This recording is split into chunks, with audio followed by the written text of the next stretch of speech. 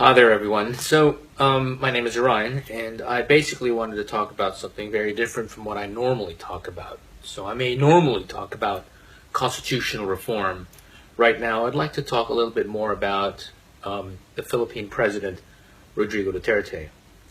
So I've noticed that there's actually a lot of people who still don't really know what he stands for. All right, and a lot of this is because of what comes out of the news. And we're talking about the news that is largely influenced by what is produced by oligarch-owned Philippine mass media news outlets. All right? So these people who own many of these oligarch-owned news outlets, what they want to do is to basically preserve the status quo. And obviously, Duterte is not for that. He's actually for making drastic changes to allow more foreign investors to come in and create jobs and set up competition to the existing monopolies that exist, which are usually owned by these oligarchic families. So they hate that. So of course, in their war of trying to convince people that Duterte is a bad guy, what they're going to do is to try to make things look really bad. So they're going to basically pin all kinds of crimes, killings that are done by criminals on him and make it appear like it's actually one part of his war on drugs and war on crime, and say, look, there's a death toll. There's a death toll. A lot of people are dying because of him. Well, let me explain to you what's going on here. It's actually been proven that a lot of this has nothing to do with what Duterte is doing. Duterte basically, if you guys read the fine print, you'll notice that Duterte isn't really about killing the criminals. He uses the threat of killing. He says, if you don't surrender, I will kill you. If you don't surrender and if you try to fight back, my policemen are going to be forced to defend themselves and you are likely to get killed.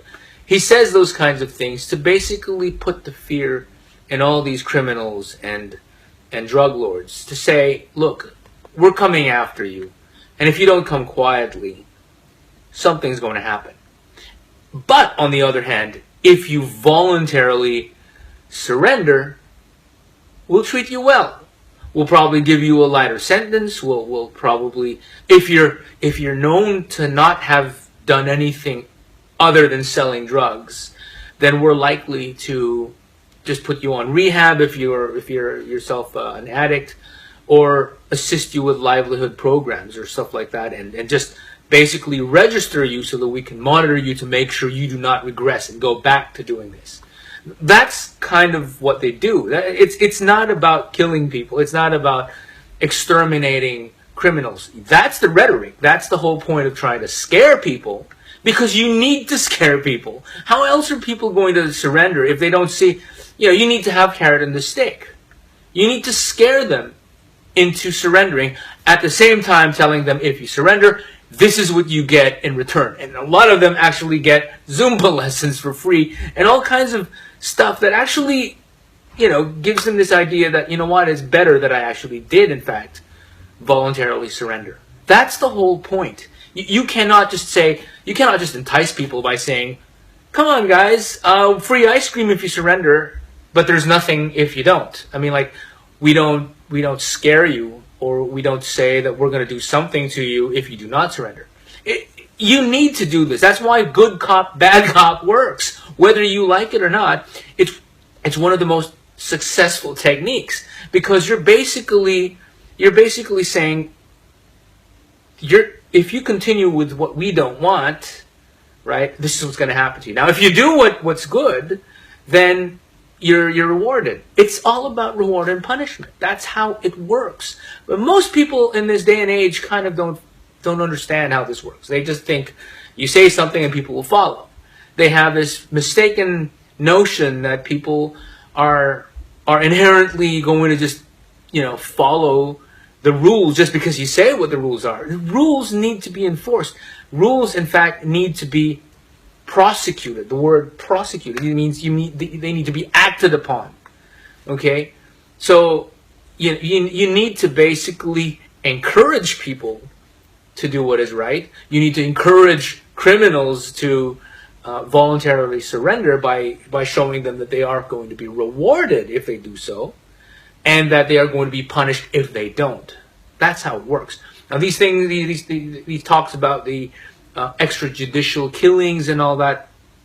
The problem there is it's all about distractions by media, and unfortunately, even foreign media is getting distracted, because if their only source of what they think of as truth is the Inquirer or ABS-CBN or other news that news outlets that tend to come up with highly biased and highly partisan output, it's very likely that you're not going to get good news. You're not going to know. You're not going to know what you need to know. Most people, for example, who go against Duterte, but do so because they don't know much about him. They say, "Oh, he's kind of like Hitler," and I'll tell you how this works. Hitler was a bad guy because everything emanated from his hatred of people who were not like him, people who were not German, people who were Jewish, Gypsy, Slavic, whatever. There was a certain set of people that he did not like, and just because you belong to that group, he didn't like you. He wanted to exterminate you. That's the whole point about that guy. Duterte, on the other hand, his politics is very inclusive. You see, the Philippines is a very fragmented, diverse society. So yes, there is a majority of people who are from a Christian background, from a Catholic or an increasingly evangelical Protestant background. But amidst this huge majority of Christian-based the populace, there's actually also a lot of people who come from different groups. So you've got a lot of Muslim groups and basically ethnicities who speak different languages, who are Muslim, and people coming from traditional, indigenous belief systems. So especially in Davao, in Mindanao, you have all these people that are called, they're basically called Lumads, and so there's Lumads, and then there's the Bangsamoros, and they're all subdivided to so many different subgroups. Okay, now what Duterte has done in his own city is he has actually appointed deputy mayors from each of those groups to act as representatives. So every time there is some special ceremony, or every time there is something that needs to be addressed, he actually calls upon these deputies to help him out in making sure that what needs to be done is done with engagement with each of these communities. So that's pretty much how it works. He actually tries to bring different people together. He unites people. That's how it works with Duterte. He's passed the most liberal and progressive legislation, local ordinances, local legislation in the city regarding women's rights. And then when it comes to lesbian, gay, bisexual, transsexual, transgender discrimination, he has made legislation, local legislation again that is about not discriminating against them. So he has all these things in his history, in his background, that prove that he is a very inclusive, pro-people person. So it's not just about fighting crime. A lot of what he's done is he's set up systems that help people. He's set up a really, really effective 911 system in Davao City. So you think about it, a lot of what he's done proves he's nowhere close to either Trump or Hitler or even Marcos. The thing is, he has been very, very inclusive. Okay, so it's wrong to basically say Duterte has anything to do with Hitler. I mean, that is the most absurd and most stupid thing I've actually ever heard.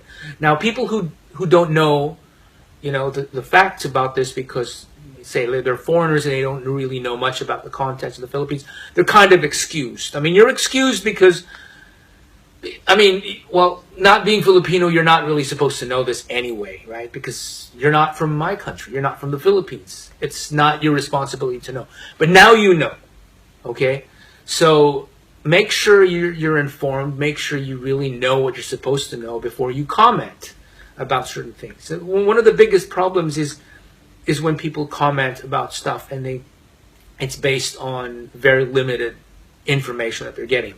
All right. Now, for Filipinos, it's more important to really know what they need to know, because unfortunately, media is very biased. We have mass media outlets that are trying to control our minds by basically trying to let us think that black is white and white is black, or that good is bad and bad is good. You know, they're trying to basically misinform us about, say, things like federalism. Some of them are trying to make federalism look like it's bad, or so many different things. So they're trying to manipulate our minds, and unfortunately, because that's what appears on print or in the news, the foreign media also get that. Now, it's a good thing that there are actually analysts out there from outside, foreigners, who intimately understand the history and the context of the Philippines, so they're actually able to make really fair assessments. There's one guy, David Conroux, or David Camroux, who's a professor in Sciences Po in Paris, and I mean, he's one guy who, if you actually watch him on France 24, France 24, they have an English service. He's been interviewed a lot, and he talks a lot about Duterte and his transformative agenda. And so he also explains away the fact that the way he deals with things is basically to use fear, not to kill people, but to threaten the criminals, that if you don't surrender, this is what's going to happen. The intention is not to kill, but the intention is to get them to surrender. So at the end of the day, that's what people need to understand. Now, sometimes people just don't know how to play chess, or this whole strategy thing. You need to do this to get that. I mean, sometimes they just simplistically look at things based on what they hear and what's being said. You have to dig deeper to understand. When Duterte says what he says it because that's the only effective way to get people to comply. These bad guys to comply. You can't deal with drug lords with kid gloves. You can't be a nice guy towards these people. You actually have to be nasty. You have to know how to play their game to be able to outsmart them. If you're going to try to be a nice guy, you're not going to get anywhere. So I think this is very, very important for people to understand. You just can't be a nice guy to bad guys. You have to be like a bad guy as well, so that the bad guys understand this guy means business. And that's how it works. So don't be swayed by media. Analyze, understand everything. This requires a lot of reading and research. All right. So I hope this has helped. I hope people who have had some kind of bias against Duterte and his, what he's trying to achieve, get to better understand the whole context behind what's going on in the Philippines. The Philippines has a situation where things have become so bad that if he doesn't do this, if he doesn't act tough, if he doesn't do exactly the methods, or use the methods that he's actually using right now, nothing's going to happen. Right? It's necessary to do this. This is how it works, guys. All right? Thank you very much. My name is Orion.